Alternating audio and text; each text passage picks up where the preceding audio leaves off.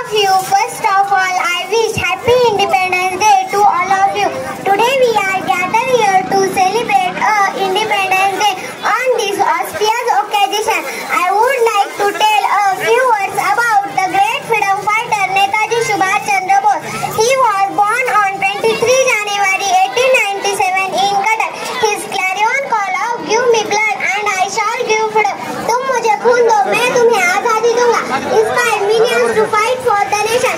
In his youth, he was deeply influenced by Swami Vivekananda's teaching and was known for a patriotic zeal. He studied at the prestigious Presidency College. He passed at the Indian Civil Service examination in 1920 at London. However, he resigned the job and joined the non-cooperation movement started by Gandhiji.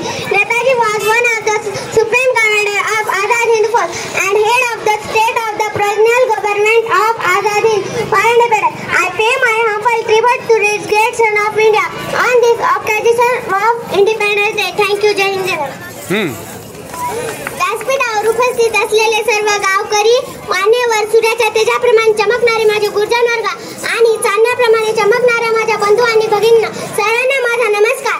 आज 15 August भारताला इंग्रजांपासून स्वातंत्र्य मिळालेला दिवस आणि या महत्त्वाच्या दिवशी मला 2 शब्द बोलण्याची संधी दिली माझे गुरुजन वर्ग, त्यांचे मी हृदयापासून सच्चा आभार मानते.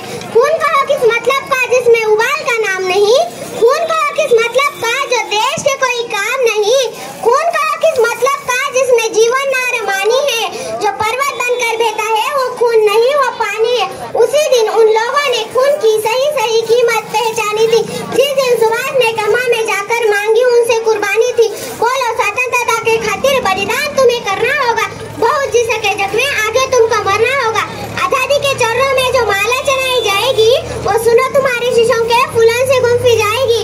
आजादी का संग्राम कहीं पैसे पर झेला जाता है, ये शीश कटाने का सौदा नंगे सर झेला जाता है. अजानो बाहु ऊंची करके बोलो रक्त तुम मुझसे देना, अजानो बाहु ऊंची करके बोलो रक्त तुम मुझसे देना, बदले में भारत की आजादी तुम मुझसे ले लेना. हो गई सभा में उधर उधर, सीने में दिल में समाते थे सो इनकलाब के नारे कोसों तक छाए जाते थे.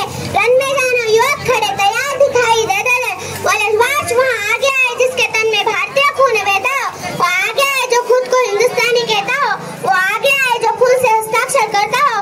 मैं कफन भरता हूँ वो आगे आए जैसे अस्कर लेता हो. सारी जनता हूँ करोटी हम आते हैं माता के चरणों में अपना रक्त बहाते हैं. ऐसे रक्त गिराए में अपने कलम डुबा देते. उस दिन देखा तारों ने हिंदुस्तानी विश्वास नया, भारत देश ने लिखा इतिहास नया. स्वातंत्र्य जे आपल्याला मिळाले ना ते सहजासहजी नाही. डॉक्टर बाबासाहेब आंबेडकर, राणी लक्ष्मीबाई, मंगलवाडे, भगतसिंग, राजगुरू, सुखदेव अशा अनेक महावीरांनी आपल्या प्राणाचं बलिदान दिलं. या महावीरांना मी नमन करते. खरंच नशिबान होते ते लोक जे देशासाठी जगलेच नाही तर देशासाठी प्राणही अर्पण केले. मित्रांनो, आपल्या देशाच्या प्रगतीत सक्रिय सहभाग घ्यायचा आहे ना, तर आपल्या देशाच्या प्रगतीत सक्रिय सहभाग घ्यावा लागेल आणि समजून घ्यावं लागेल की माझी जिम्मेदारी काय आहे, माझी ड्युटी काय आहे. आणि एक गोष्ट लक्षात ठेवावी लागेल की हा देश माझा आहे, या देशातील सर्व लोक माझे आहेत आणि त्यांच्यासाठी आपल्याला दिवसभर कष्ट करावे लागेल. मित्रांनो, आपल्या देशाकडे देशाच्या स्वप्नपूर्तीसाठी देशासाठी कष्ट करण्यासाठी 280 करोड हात आहेत. आणि हा मित्रांनो, आपला भारत देश प्रगतीपथावर सुद्धा चालला आहे. गेल्या काही वर्षापूर्वी आपला भारत देश जगातील 10वी अर्थव्यवस्था आणि आज आपल्या देशाने इतकी प्रगती केली की आज आपला भारत देश जगातील 5वी अर्थव्यवस्था आहे.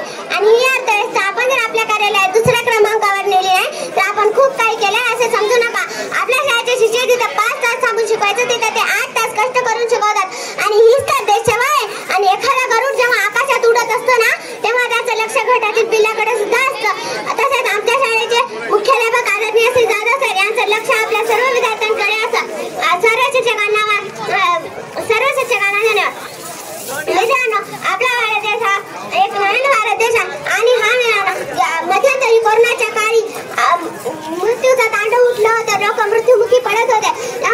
तेव्हा सर्वात खराब परिस्थिती अमेरिकेची झाली होती. तेव्हा अमेरिकेचे अध्यक्ष डोनाल्ड ट्रम्प यांचा फोन आपल्या भारताच्या पंतप्रधान नरेंद्र मोदीजी साहेबांना